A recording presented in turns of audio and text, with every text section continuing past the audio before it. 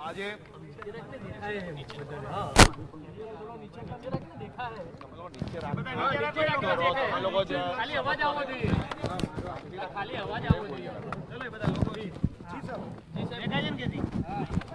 સાત તારીખે સુરત શહેર અને દક્ષિણ ગુજરાતમાં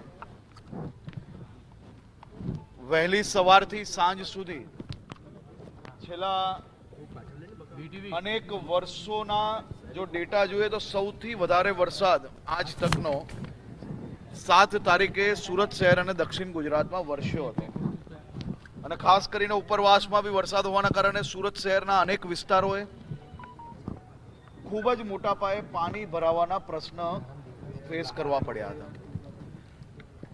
અનેક લોકોના ઘરોમાં પાણી, અનેક દુકાનોમાં બી પાણી ભરાયા.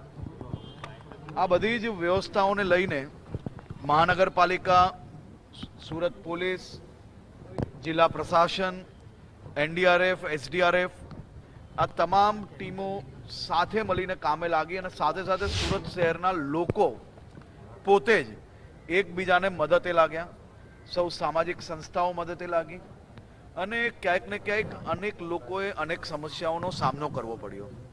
ખાસ કરીને આજે મુખ્યમંત્રીશ્રીએ આ રિવ્યુ બેઠક લીધી હતી અને પ્રશાસનને જે નહેરના કારણે અને ખાડીના કારણે જે પાણી ભરાવાનું જે કારણ જે ભૂતકાળમાં બી સામે આવ્યું હતું એ ફરી કેમ આવ્યું અને આવો ભવિષ્યની અંદર પ્રશ્ન ના ઊભો થાય તે માટે મુખ્યમંત્રીશ્રીએ મહાનગરપાલિકાને કહ્યું છે કે તાત્કાલિક એનું પ્લાન કરીને અમલમાં મૂકીને આ કામગીરી પૂર્ણ કરવી જોઈએ અને ભવિષ્યની અંદર અગર આની ઉપર કોઈ પ્રશ્ન આવ્યો તો અધિકારીઓ પર કડક પગલાં ભરવામાં આવશે.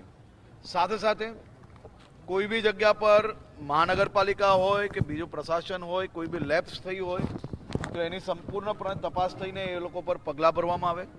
કોઈ બી રોડ, બીજા કોઈ બી કામગીરી જેની અંદર નવા કામગીરી થઈ હોય અને જે તૂટ્યા હોય અને એ કામગીરીની અંદર જો કોઈ બી વીકનેસ હોય તો એની ઉપર બી પગલાં બી ભરવામાં આવે ને જરૂર લાગે તો ફોજદારી પગલાં બી ભરવામાં આવે તેની બી સૂચના સૌ અધિકારીઓને આપવામાં આવી છે.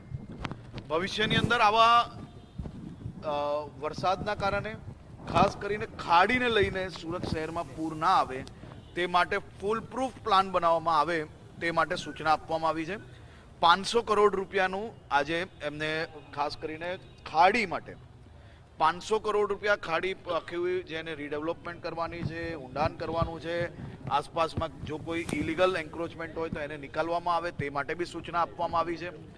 અને સાથે સાથે કાલે સાંજ સુધી તમામ વિભાગોએ ખાલી જિલ્લા પ્રશાસન એકલા જો કામગીરી કરશે તો કેસડોલ પહોંચાડતા 2-4-5 દિવસ લાગી શકે છે.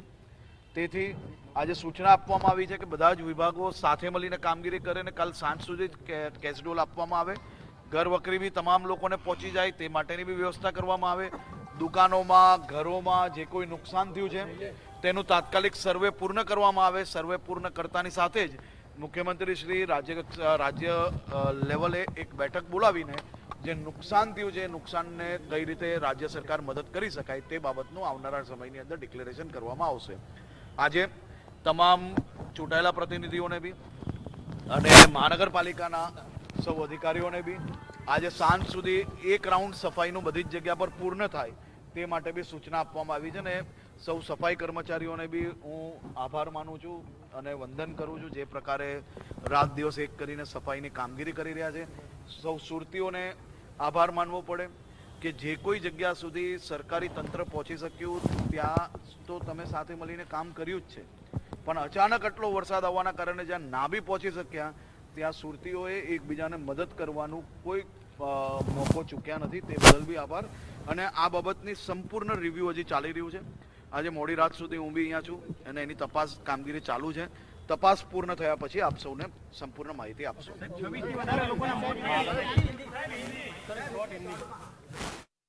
તો જે રીતે અત્યારે આ બાજુ ડેપ્યુટી સીએમ હર્ષભાઈ સંઘવી દ્વારા ખાસ પત્રકાર મિત્રો સાથે વાતચીત કરવામાં આવી અને સુરત શહેરમાં ભારે વરસાદના કારણે જે સ્થિતિનું નિર્માણ થયું છે તેને પહોંચી વળવા માટે તંત્ર કેવા પ્રકારની કામગીરી કરી રહ્યું છે, લોકોને આર્થિક રીતે ઊભા કરવા માટે કયા પ્રકારની કામગીરી કરવામાં આવશે, જે વિસ્તારમાં હજી પણ પાણી ભરાયેલા છે, ગંદકીનું સામ્રાજ્ય જોવા મળી રહ્યું છે ત્યાં કેવા પ્રકારની કામગીરી કરવામાં આવશે જેને લઈને તેઓએ ખાસ જાણકારી આપી.